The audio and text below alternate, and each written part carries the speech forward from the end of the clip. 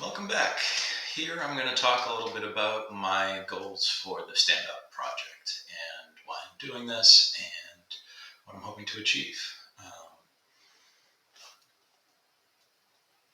So the primary driver of this project is teaching, is sharing information. This is something that I've always wanted to incorporate into my work more. And I would say I've had pretty good success working within my team, within my company, in developing a reputation as a mentor, as somebody who people go to seek advice, but pretty limited success in terms of sharing beyond that. And I think one of the reasons for that is that when I go to break down what I do into small videos or blog posts, uh, it has never felt like I was capturing the essence of my work.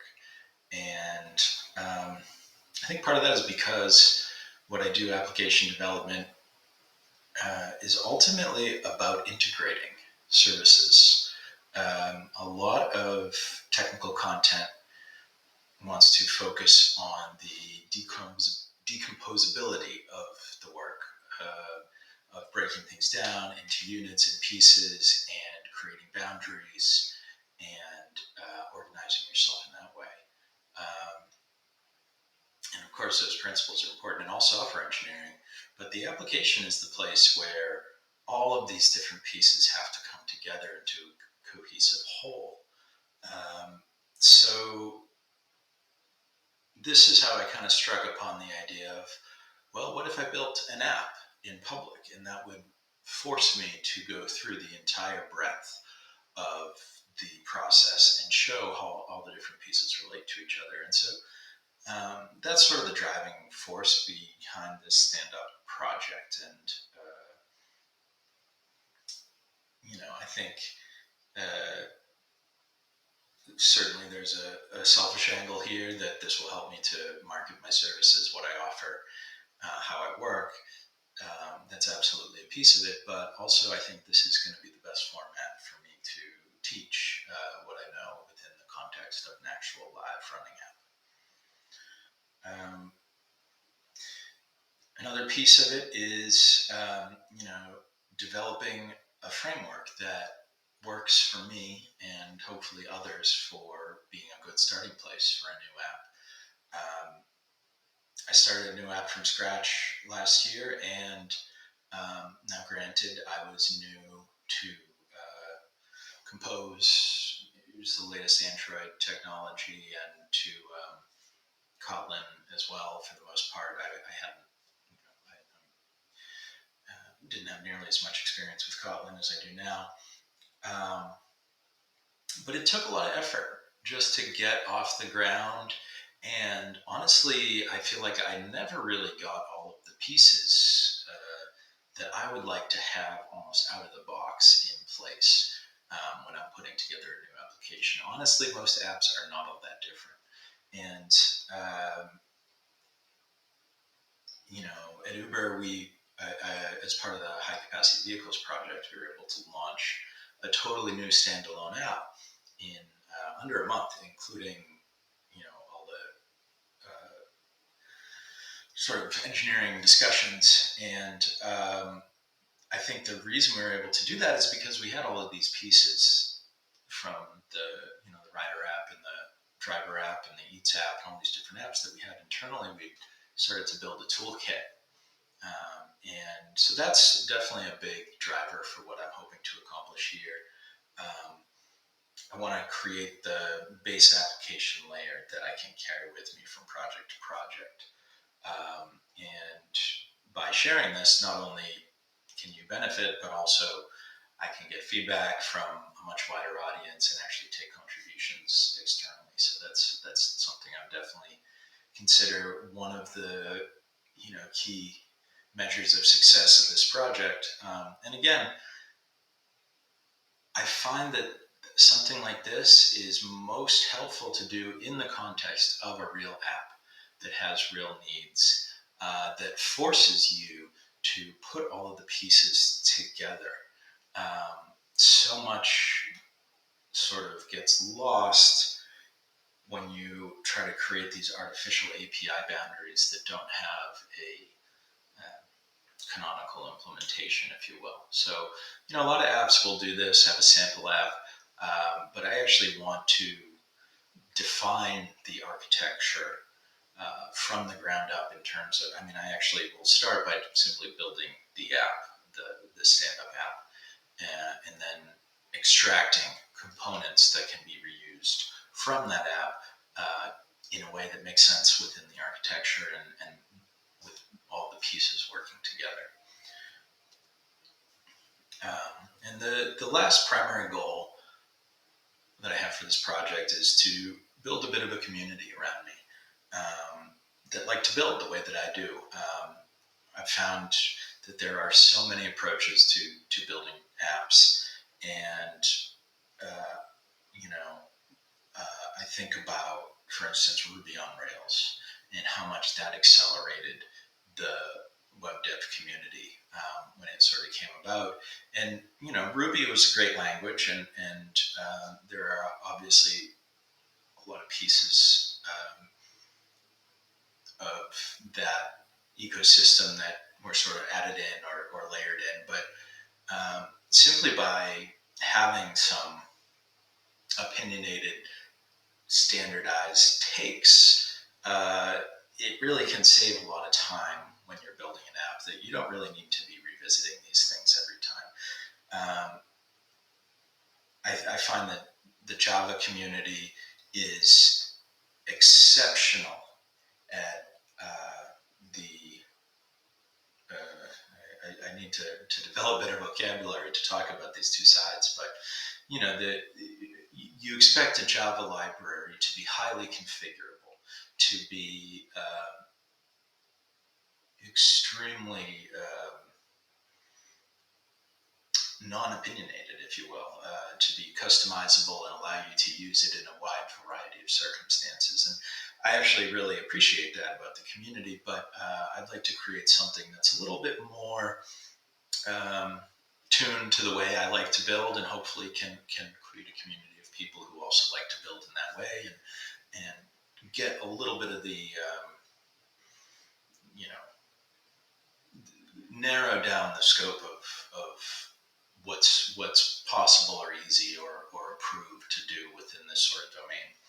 So I think this will let us collaborate better when we share vocabulary and approaches in this way. And I'm certainly hoping that I will meet many of my future teammates on projects that I do in the future based out of the work that I do here. So that's definitely, I think, one of the big three goals. In terms of getting a little bit deeper into the technical side, I want to create tools to build content creation apps. Fluid multimedia. What does that mean? It means different mediums that operate together. The big three today will be video, audio, and text, right? And you can imagine a podcast that wants to have, a video version, an audio version, and then, automatically transcribe the audio into text format, and maybe you want to be able to link from the text back to the video.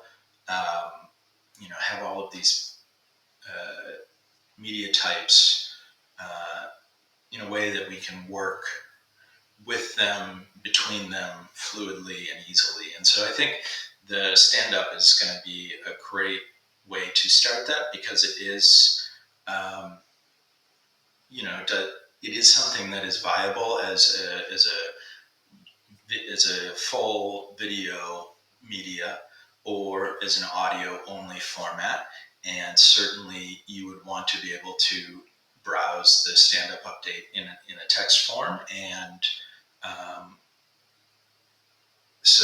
but because of its sort of short form nature, I think that will give us a little bit of leg up getting started, just because longer videos, as I'm already finding, can be a little challenging to work with. But certainly I don't want to limit myself long term to only dealing with the short form videos, but definitely a good place to start. Yeah, I think the most important thing a human can do these days is create high quality content. As increasingly even white collar sort of labor jobs, if you will, that don't involve much creativity or expertise, are going to be becoming very almost trivial to automate away.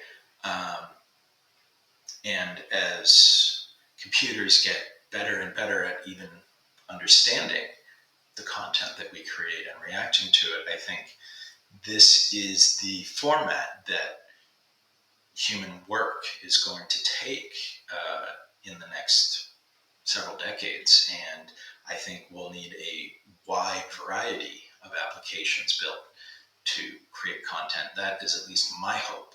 I actually really kind of dread the idea that it will be limited to just a handful of content creation platforms like we have today. Which is part of why I want all of this to be free and open. Money is great. I love money, but it creates certain pressures, to sell, to simplify, to conform. And I actually kind of think that those are pretty inescapable once there's a business plan involved. So there actually is a very intentionally no business plan associated with this. I certainly have ideas of doing consulting work on the back of some of the open source software that we create. I would love to take some private clients that I work with more closely on, how they can use this in their own contracting businesses, or even kind of outside of the technical, broader, sharing my broader expertise. But as far as the core work we're doing, I want that to be free, open source, permissively licensed. I'll figure out exactly what the details of that are. But if you are interested in doing something with any of this content that I'm building under this project, just ask. I'm very excited to sort of bring others into the creative process with me, and not looking at this as something that I'm going to try to monetize my audience here directly. So you can expect no ads, or at least maybe some Lex Friedman style, um, highly optional advertising at some point. Something like that I might be okay with, but that's definitely the gist of what I'm going for. And I'm also, I think this is pretty important, I'm going to make an effort to use tools which will let a new user get started without having to pay much. One of the big places this has come up is I've been developing on a Mac for almost the entire duration I've been doing Android. Actually, I was doing a little iOS before that, and that's when I bought my first Mac. And they're great computers, and at some point I will buy one. But I've kind of decided to hold off on that and see and explore what are the other options of doing Android work. In particular, I'm really interested in remote connectivity and being able to sort of develop in the cloud and seeing how far I can get with that. And then I will probably set up my own Linux box when I expect that might either get expensive or limiting in some other ways. And so that'll be the next avenue I approach. And then I have a Windows Surface Pro, which I'll be using as my main laptop for now. Yeah, we'll see. We'll see how that goes. But that's sort of part of the intention there is to make sure that someone who wants to get started on working with this stack has a clear roadmap and the most well-supported sort of path to be as low cost as possible. This one I've struggled with already, but for now I want to focus on generating larger amounts of lower polished content that is very much goes for the stand-ups, which I think a lot of times I want to be, just single take, top of mind, or maybe just like a few notes of preparation. These videos, I've been building a slide deck to go through, and I think that definitely helps when you're dealing with longer form videos like this. But certainly the first video I produced, I would say is not very high quality. And then this one, I think hopefully is a little better with the webcam, and I've set up a little bit of a backdrop here, and all of that will continue to improve. I think it's important. But I think I'm just going to go ahead and hit send on a lot of this stuff. And this has always been hard for me, but it aligns with the advice that I've seen work on the internet. And also the spirit of sort of really pulling you, the audience, in close to what I'm doing, and seeing it in its raw form. And maybe at some point I'll go back through and re-record some of these videos to be a little higher quality, or pull together, a curated set of content that's inspired by these raw, you know, less polished versions. But yeah, that's sort of the intention for this. So hopefully that's okay with you. One thing I can recommend is I know that I speak a little on the slow side for most people these days. Certainly YouTube, and I think even Twitter now allows you to bump up the speed. So I certainly won't be offended. And the last piece is to have fun. I got into coding because it was very satisfying for me. I enjoyed it. I enjoy building and creating, and I want to make sure that is a part of this. All my best work has happened in a trance. That's sort of like that state where you just can't get the work out of your head, and you have to get, it's pouring out of you as faster than you can write it down. And that's the mode that I'm going for here. And a lot of the choices I'm making here are to promote that. So hopefully that's a goal that you support and can bear with me on. And yeah, some of the things I'll do here, I'm going to try to run this as a project with goals and a sense of trying to accomplish something. But sometimes I'll just do something because it seems interesting or fun, and I want that to be okay. So yeah, that is something I wanted to talk about. Why StandUp? Why this product? Meetings are becoming increasingly unpopular, which I support. The only meeting that I really miss in these sort of low meeting teams is a good daily stand-up. And I think there's a reason for this that I've thought a lot about recently, where, most other meetings, I would say all other meetings,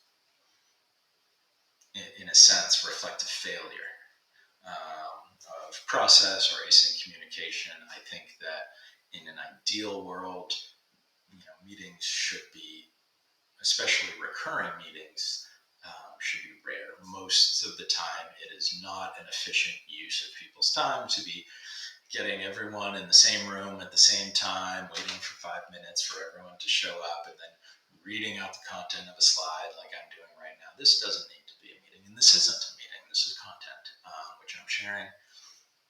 And we should be able to share content, multimedia content, and then respond in multimedia and communicate more asynchronously. And this is, I think, one of the real keys to unlocking remote teams, which we all love, being able to be closer to our families and less dependent on a daily commute. Stand-up is a little different. The goal of a stand-up is not actually to pass information. um, all of the important information in a stand-up should be redundantly communicated through other proper channels. There is no key information that gets passed in a stand-up. It's a touch point for the team to stay connected to each other, and I think that's really important.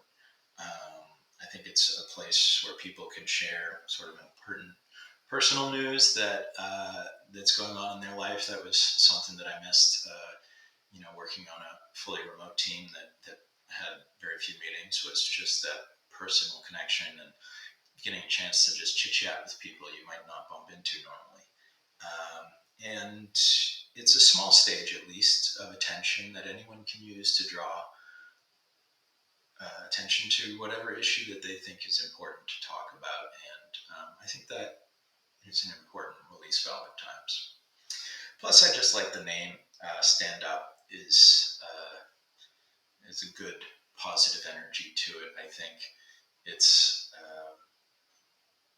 it speaks to me of starting something new, of getting something off the ground, of taking pride in bringing yourself, your personal full self into your work. So, um, yeah, I like the name. I like the vibe. I like the product and the short form video, which gets us deep into multimedia, but not having to deal with super long form stuff. I like the implication that it is not highly polished content, that it's just sort of a quick message that you're firing one off every day. It's not intended necessarily to be consumed by a huge number of people, but really just to stay in touch with the handful of people that are following your work very closely for whatever reason. And so, yeah, all of these things kind of led me to this stand-up product, which I'm really excited to build. And in my next video, I'm going to get into sort of a little bit more of the details of how I plan on doing that. I think, a lot of the choices I've tried to focus in this deck at the higher level principles that are driving me, and then we'll start to get into what are some of the actual decisions I'm making to support those. And, in this divide, which I think I'll continue to sort of use this breakdown of at a big tech company like Uber or any sort of modern tech company, will have divisions of product, engineering, and also design will sort of be typically the three sides of the pyramid, if you will. I don't know if the pyramid is four-sided, but this is a three-sided pyramid. And what I've said for a long time, and I'm going to try to embody here, is actually that the best engineer is also the best product manager and is also the best designer. At the top of the game, these roles converge. You can't be even great at one without having a sort of a deep appreciation for what goes into the other two. I'm going to try my best to do all three. I would say design is going to be the biggest challenge for me. But I've been playing with Figma a little bit and have done the logo design and started to pick out a color palette, which you see in some of the things here. So definitely, please share any feedback you have on that. I would love to get better, and I will be sharing a lot of my learnings there. And also on the product and engineering side, I'll sort of be running these as focus areas for the videos I make for this project. So, okay, I think that's it for today. It seems like, due to a couple of challenges, this is the only video I'll get up today, but I should be able to get the third technical video out tomorrow. Take care.